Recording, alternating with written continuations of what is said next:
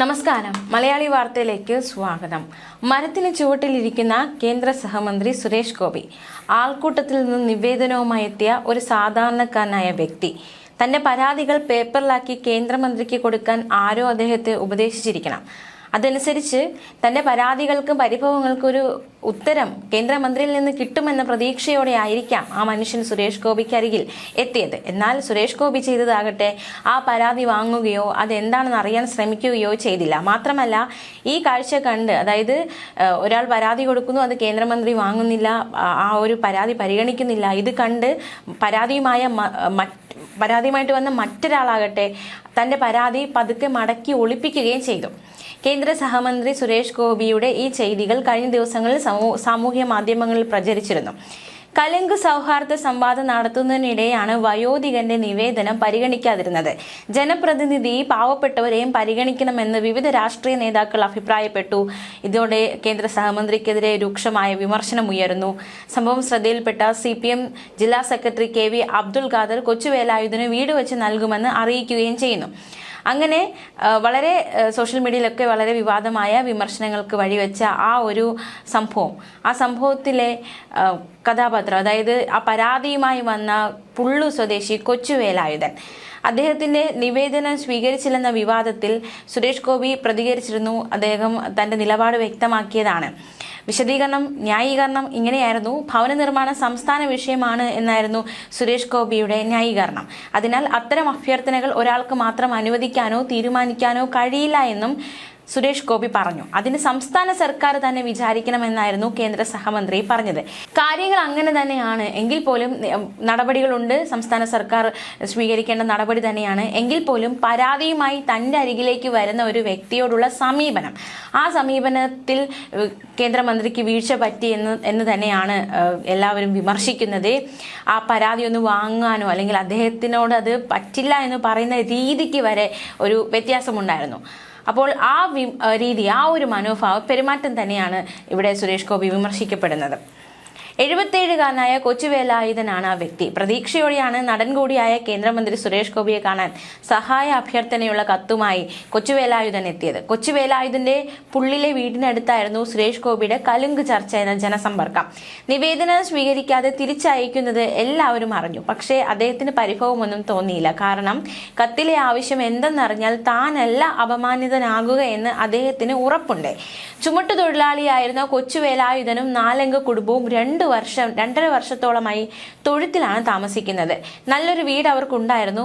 പുള്ളിലെ ഇട്ടു സ്മാരക റോഡിലായിരുന്നു ഇവരുടെ വീട്. കിണറും തൊഴുത്തും ശൗചാലയവുമുള്ള ഓടിട്ട വീടായിരുന്നു. 2023 ജൂണിലെ പേമാരി അതാണ് അവരുടെ ജീവിതം മാറ്റിമറിച്ചത്. കാറ്റിലും തെങ്ങു വീണ് വീടിന്റെ മേൽക്കൂര പൂർണ്ണമായി തകരുന്ന സാഹചര്യമുണ്ടായി.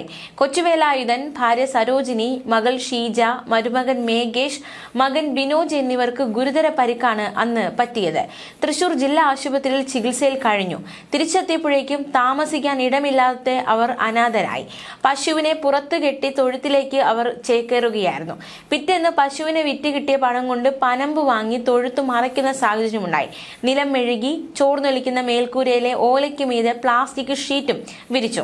വില്ലേജിൽ നിന്ന് കിട്ടിയ ചെറിയ സഹായം തകർന്ന വീട് പുനർനിർമ്മിക്കാൻ തികഞ്ഞതുമില്ല. ഭാര്യയും ഭർത്താവും മരിച്ച മകളും കൂലിപ്പണിക്ക് പോകുന്നുണ്ട്. മകൻ ടെമ്പോ ഡ്രൈവറാണ്.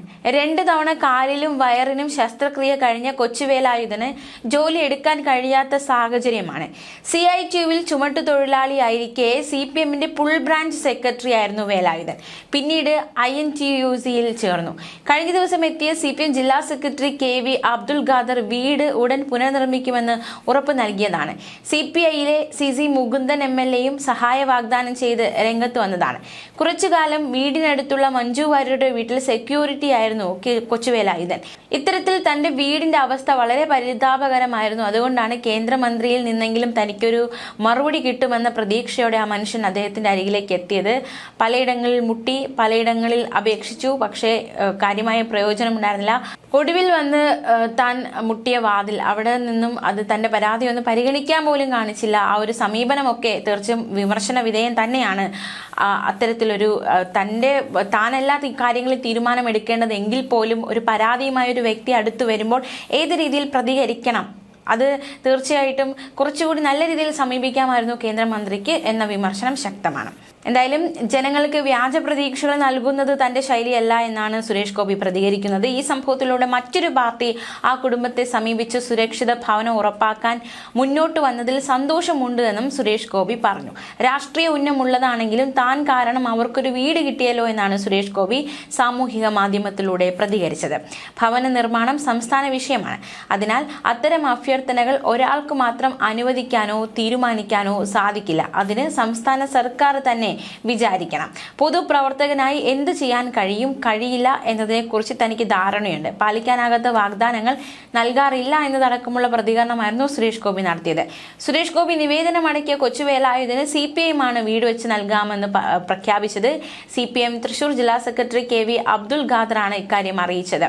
കേന്ദ്രമന്ത്രി തൃശൂർ MPയുമായ സുരേഷ് ഗോപി നിവേദനം അടങ്ങിയ കവർ തുറന്നുപോലും നോക്കാതെ നിവേദനം സ്വീകരിക്കലല്ല MPയുടെ പണിയെന്ന് പറഞ്ഞ് അവഹേളിതനാക്കിയ കൊച്ചുവേലായുധന്റെ വീടാണ് CPIM നിർമ്മിച്ചു നൽകുമെന്ന് അദ്ദേഹം പറഞ്ഞത്.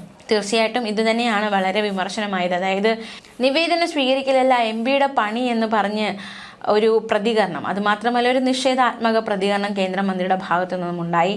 ഇത് കണ്ടുകൊണ്ടിരുന്ന മറ്റൊരു വ്യക്തി താൻ കൊണ്ടുവന്ന നിവേദനം മടക്കി ഒളിപ്പിക്കുന്ന സാഹചര്യമുണ്ടായി. തീർച്ചയായിട്ടും സാധാരണക്കാർ ജനങ്ങൾ ഒരു ജനപ്രതിനിധിയെ തിരഞ്ഞെടുക്കുന്നത് അവരുടെ വിഷയങ്ങൾ കേൾക്കാനും അതിന് വേണ്ട പരിഹാരം പറഞ്ഞു തരാനും ഒക്കെയാണ്. പക്ഷെ അത്തരത്തിലൊരു സമീപനം സുരേഷ് ഗോപിയുടെ ഭാഗത്തു നിന്ന് ഈ സംഭവത്തിൽ ഉണ്ടായിട്ടില്ല. അത് തന്നെയാണ് വലിയ രീതിയിൽ ഇത് വിമർശനവും അല്ലെങ്കിൽ അത്തരത്തിൽ വിവാദമാകാനും കാരണമായത്. തനിക്ക് നിവേദനം നൽകാനെത്തിയ കൊച്ചുവേലായുധനെ മടക്കി അയക്കുന്ന സുരേഷ് ഗോപിയുടെ വീഡിയോ ദൃശ്യം സോഷ്യൽ മീഡിയയിലും രാഷ്ട്രീയ വൃത്തങ്ങളും ചർച്ചയായിരുന്നു. സംവാദം നടന്നുകൊണ്ടിരിക്കെയാണ് കൊച്ചുവേലായുധൻ നിവേദനവുമായി വന്നത്. നിവേദനം ഉൾക്കൊള്ളുന്ന കവർ സുരേഷ് ഗോപിക്ക് നീട്ടിയപ്പോൾ ഇതൊന്നും MPയുടെ ജോലിയേ അല്ല, പോയി പഞ്ചായത്തിൽ പറയൂ എന്ന് പറഞ്ഞു മടക്കുകയാണ് ചെയ്തത്. BJP ഭരിക്കുന്ന അവണിശ്ശേരി പഞ്ചായത്തിൽ മാത്രമാണോ MP ഫണ്ട് നൽകുക എന്ന് ചോദിക്കുമ്പോൾ അതേ പറ്റുന്നുള്ളൂ ചേട്ടാ എന്ന് MP പറയുന്നതും വീഡിയോയിൽ കേൾക്കാം. കൊച്ചുവേലായുധൻ നിവേദനവുമായി വരുമ്പോൾ സുരേഷ് ഗോപിയുടെ തൊട്ടടുത്തിരുന്ന മറ്റൊരു വയോധികനും തന്റെ കയ്യിലുള്ള നിവേദനം നൽകാനായി തയ്യാറെടുക്കുന്നുണ്ട്. പക്ഷേ നിവേദനം നൽകിയ വയോധികന് ഈ തരത്തിലുള്ള സ്വീകരണമാണ് കേന്ദ്രമന്ത്രിയുടെ ഭാഗത്തു നിന്നും കിട്ടിയത്. അതുകൊണ്ട് തന്നെ തന്റെ കയ്യിലുള്ള നിവേദനം പിന്നിലേക്ക് ഒളിപ്പിക്കുകയാണ് ചെയ്തത്. വലിയ ചർച്ചയാണ് ഈ ദൃശ്യങ്ങൾ ഉണ്ടാക്കിയത്. പുള്ളിലും ചെമ്മാപ്പള്ളിയിലും നടന്ന സദസ്സിൽ സുരേഷ് ഗോപിക്കൊപ്പം നടനും BJP നേതാവുമായ ദേവൻ, സംവിധായകൻ സത്യൻ അന്തിക്കാട് എന്നിവരും പങ്കെടുത്തിരുന്നു. അതേസമയം മറ്റൊരു വാർത്ത കൂടി നമുക്ക് നോക്കാം. വോട്ടർ പട്ടിക ക്രമക്കേട് ആരോപണത്തിൽ കോൺഗ്രസ് നേതാവ് TN പ്രതാപൻ നൽകിയ പരാതിയിൽ കേന്ദ്ര സഹമന്ത്രി സുരേഷ് ഗോപിക്കെതിരെ കേസെടുക്കില്ല. സുരേഷ് ഗോപിയും സഹോദരനും വ്യാജരേഖ ചമച്ച് തൃശൂരിൽ വോട്ട് ചേർത്തുവെന്നായിരുന്നു പ്രതാപന്റെ പരാതി. എന്നാൽ ആരോപണം തെളിയിക്കുന്നതിനായി വേണ്ട രേഖകൾ ഹാജരാക്കാൻ കഴിഞ്ഞില്ലെന്ന കണ്ടെത്തലിലാണ് കേസെടുക്കാൻ കഴിയില്ലെന്ന് പരാതിക്കാരനെ പോലീസ് അറിയിച്ചത്. ന്യൂസ് ഡെസ്ക് മലയാളി വാർത്ത.